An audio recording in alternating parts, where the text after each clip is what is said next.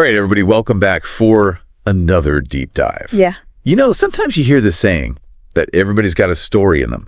Well, Mike Tyson's life Oh, yeah. feels like it's got like 5 books in it, right? At least.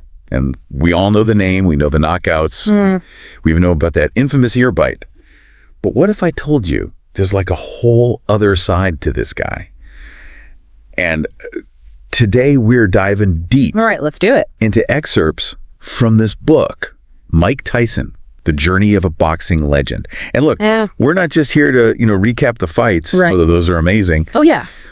We want to get at something a little bit deeper here. What made Tyson such a force in and out of the ring? And get this source material claims that there are life lessons in here for everybody, even if you've never even watched boxing in your life. I love that. Me too. Yeah. So what really struck me when I was reading through this is how the book doesn't shy away from just how rough Mike Tyson's early life was. Yeah. No, it doesn't pull any punches. Like, you think about it, he's born in Brooklyn, has a really, really difficult upbringing. And by the time he's 13, this guy has multiple arrests on his record already.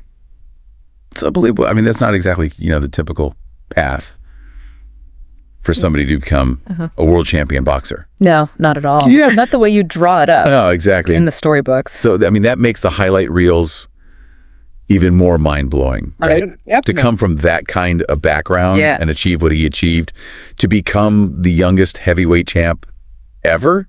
I mean, that's incredible. The level of, like, overcoming obstacles to get there is just mind-boggling. And that's where Customato comes in, right? Yeah. This is the part of the story that always gets me, because you have this legendary trainer who sees this kid who's troubled, and most people would just see trouble. Exactly. That D'Amato sees potential, and he takes him under his wing. Yeah, he doesn't just teach him boxing either. Yeah. That's the thing. It's what's so amazing about it. He teaches him boxing, but he also instills discipline in him, teaches him control. Things that the source material says a young Mike Tyson desperately needed. Oh, absolutely. I mean, that structure must have been, life-changing. Totally. A kid like that. Yeah, it's like the classic mentor story. Yeah. But with way more uppercuts. Exactly. It's like the Rocky story in real life. Yeah, it really is. And looking back on it, I mean, you can't overstate the influence that Cus D'Amato had on Tyson's career. No. I mean, he molded him into a champion. Right. And not just in the ring. Right. But like you said, outside of it, too. I mean, by the time Tyson was 20, he was untouchable. Right. I mean, the speed, the power. Unbelievable. I mean, you could feel it through the screen. Yeah, you felt like you were in the ring with him. I mean, those fights against guys like Trevor Burbick, James Smith, even Larry Holmes. Oh, man. I mean, these weren't just wins. These were events. Yeah, you're right. It's like the whole world stopped to watch those fights. Yeah, and there's a reason they called him Iron Mike. Oh, yeah. I mean, you couldn't touch him. It wasn't just that he won. It was how he won. Yeah. I mean, the aggression, the way he just pursued his opponents relentlessly. It was like something primal. It's amazing. It was, and it tapped into something in people. I think even if you weren't a boxing fan, you couldn't look away. No, you couldn't. You just had to see what was going to happen next. But like the source reminds us. Yeah. Every fighter faces setbacks, right? They do. It's part of the game. And for Tyson, it was the legal troubles, the prison sentence. Really tough times. And it's easy to just write it off as, bad decisions. Right. It's easy to simplify it and just say, oh, he made bad choices. But this book, it suggests that there was a deeper struggle going on. Absolutely. Yeah, they suggest that he was battling some real personal demons and that he just didn't have the support system to handle that level of fame. Yeah, the pressure must have been immense. Oh, yeah. It's a pressure cooker. And it can really do a number on people. Especially when you're that young. Yeah, no matter how tough you are, it can get to you. And it's a reminder that, even the most successful people aren't immune to hardship. That's right, everybody. Goes through tough times. Exactly. What is how you bounce back that defines you? And that's what's so interesting about this story is Tyson does make a comeback. Yeah, he does. But it's not about reclaiming the title this time. It feels more personal, like a battle for self-redemption. Like he's fighting for something bigger than himself. Yeah, it's like he's trying to prove something, not to the world, but to himself. Yeah, it's a battle with him. And that's what I find so fascinating about his later career. Me too. Is that he's not the invincible Iron Mike anymore. He's not. More reflective, more open about his struggles. Yeah, and people connect with that. They do. You know, it's like they see this human side to him Yeah. that they didn't see before. Yeah. Even in those fights Yeah. against Holyfield and Lewis, Right. you saw glimpses of the old Tyson.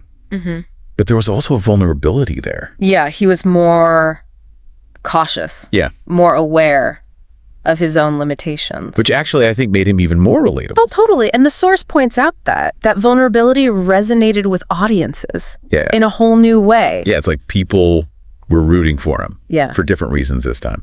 They wanted to see him succeed as a person, not just as a fighter. Exactly. And then we see this like unexpected evolution of Mike Tyson. Right. I mean, actor, podcaster, He's got his own podcast now. He's It's a- amazing. author. I mean, who would have predicted that? Nobody saw that coming. No, I mean, no. back in the day, if you told someone that Mike Tyson was going to be like a beloved cultural figure, they would have laughed at you. Yeah, they would have thought you were crazy. Yeah.